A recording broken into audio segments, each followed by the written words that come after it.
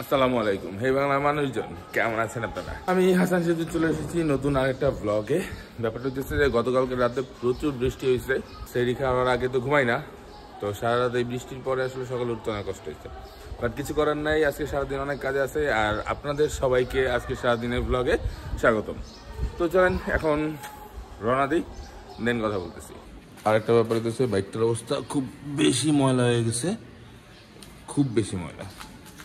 তো একটা বড় কাভার কিনতে হবে এক নম্বর, না সেকেন্ড এটা দিতে হবে, কারণ ফার্স্ট হলো ধুলা জমা থাকে, এরপরে যখন হালকা বৃষ্টি বৃষ্টি পড়লে পুরো বাইকের অবস্থা সত্যনাশ।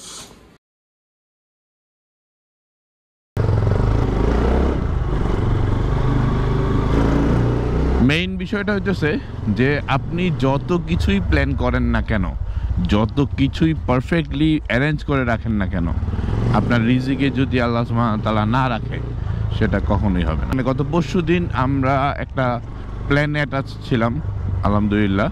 প্ল্যানটা এমন ছিল যে আমরা ট্রেনে করে কক্সবাজার যাব, দেন এক রাত থেকে পরের দিন চলে আসব। মানে একটা সেহরি, একটা ইফতার, একটা সন্ধ্যা বা একটা বিকাল কক্সবাজারে কাটাবো, দেন আবার ব্যাক করে চলে আসবো। প্রায় 10 থেকে 12 দিন আগে ট্রেনের টিকিট অনেক কষ্টে সার্ভার টার্ভার দিয়া, ভাই ব্রাদার আছে একজন আমাদের তুষার বাইরে দিয়া ম্যানেজ করে কাইটা রাখছি। প্রিপারেশন সব কিছু ঠিক ছিল, অফিস থেকে ছুটি নিয়ে রাখছি, টাকা পয়সা অ্যারেঞ্জ করে রাখছি। আর রাত না ঘুমায়া সব রেডি টেডি কইরা গুছায়া টুছায়া সেরি কইরা সাথে সাথে শাওয়ার টাওয়ার নিয়ে বের হয়ে গেছি। 6:15-তে ছিল ট্রেন, আমরা 5:45 রেল স্টেশনে পৌঁছে গেছি। দেন আমাদের সাথে শুভ যাওয়ার কথা ছিল, শুভ চলে আসছে। দেন যেটা হয়েছে, স্বাভাবিকভাবে মানুষ ট্রেন মিস করে, বাট এবার উল্টা হয়েছে, ট্রেন আমাদেরকে মিস করছে। কেন ট্রেন ডিলে করছে এটা আপনারা রিসেন্টলি নিউজ দেখে থাকেন তাহলে বুঝতে পারছেন। সেটা হইতেছে যে আমাদের কুমিল্লাতে ঢাকা চিটাগাংয়ের যে রেল লাইন আছে সেখানে একটা অ্যাক্সিডেন্ট ঘটে, যার কারণে কিন্তু ঢাকা চিটাগাংয়ের পুরো যেই যোগাযোগ ব্যবস্থা রেলের সেটা বন্ধ হয়ে যায়।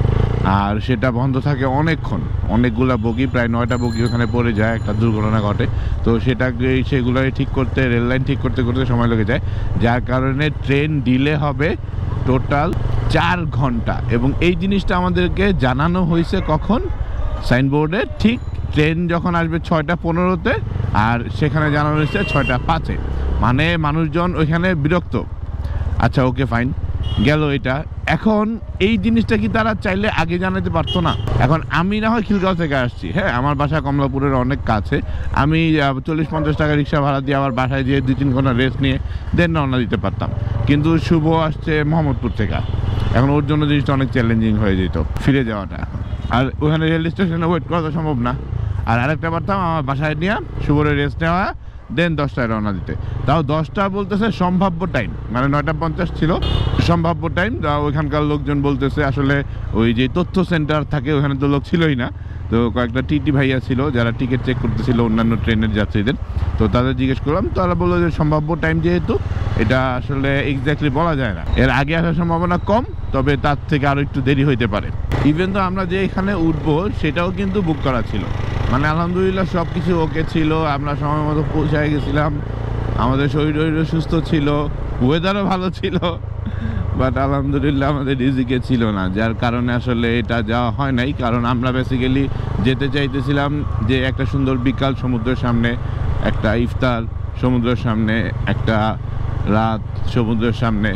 কারণ আমাদের যে কটেজটা বা আমরা যেখানে উঠতে চাইছিলাম ওইটা পুরো একদম সমুদ্রের সামনেই ছিল, তো যার কারণে আসলে পুরাটাই হচ্ছে না। তো দেখা যাচ্ছে 4 ঘন্টা এই পাশে ডিলের কারণে ওই পাশে 4 ঘন্টা ডিলে করে আমাদের ঢুকতে ঢুকতে, যদি সব কিছু ঠিকঠাক মতো সময় মতো থাকে, তারপরেও 8টা-9টা বেজে যেত। আর যদি যখন যেভাবে ট্রেন আসার সময় ডিলে হয়েছে, যাওয়ার সময়ও যদি ডিলে করতে করতে যেত, তাহলে দেখা যায় যে 10টা-11টার দিকে যেতাম আমরা।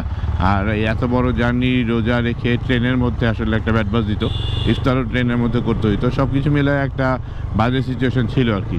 যার কারণে আমরা ডিসাইড করি যে আমরা ওই দিন যাবো না, আর বাসে যাব। বাসের অবস্থা তো ডাইরেক্ট কক্সবাজার, সকালবেলায় বাস নাই, একটাই বাস পাইছিলাম আরামবাগ থেকে। আমরা এটার জন্য ট্রাই করছি কয়েকটা জায়গায়, যেমন আমরা সোহাগে গেছি, আমরা গ্রিন লাইনে গেছি, কারোই সকালবেলা ঢাকা ডাইরেক্ট কক্সবাজার নাই। তো সব কিছু মিলিয়ে আসলে রিজিকে ছিল না, এটা হলো মেইন ফ্যাক্ট। আর এই কারণে টপিকটা উঠাইলাম যে আপনি আসলে যতই প্রিপেয়ার থাকেন না কেন, আপনার রিজিকে যদি না থাকে, আল্লাহ সুবহানাহু ওয়া তাআলা যদি আপনার রিজিকে না রাখে, আপনি সেটা পাবেন না বা সেটা আপনার সাথে হবে না। তো এই কারণে সবসময় আল্লাহর উপর আস্থা রাখুন যে আসলে আপনি যেই জিনিসটা পেতে চাচ্ছেন বা যেই জিনিসটা পাচ্ছেন না বা যেই জিনিসটা পেয়েছেন, যেটাই হোক না কেন, এইটার টোটালটাই কিন্তু আপনার রিজিকের ব্যাপার। যদি থাকে নসিবে আপনার আসিবে, যদি না থাকে নসিবে তাহলে আপনি শত চেষ্টা করেও, শত প্রিপারেশন নিয়েও, শত ক্যাপাসিটি থাকা সত্ত্বেও আপনি পারবেন না, কারণ সর্বশক্তিমান আল্লাহ সুবহানাহু ওয়া তাআলা আপনার রিজিকে সেটা রাখেই নাই।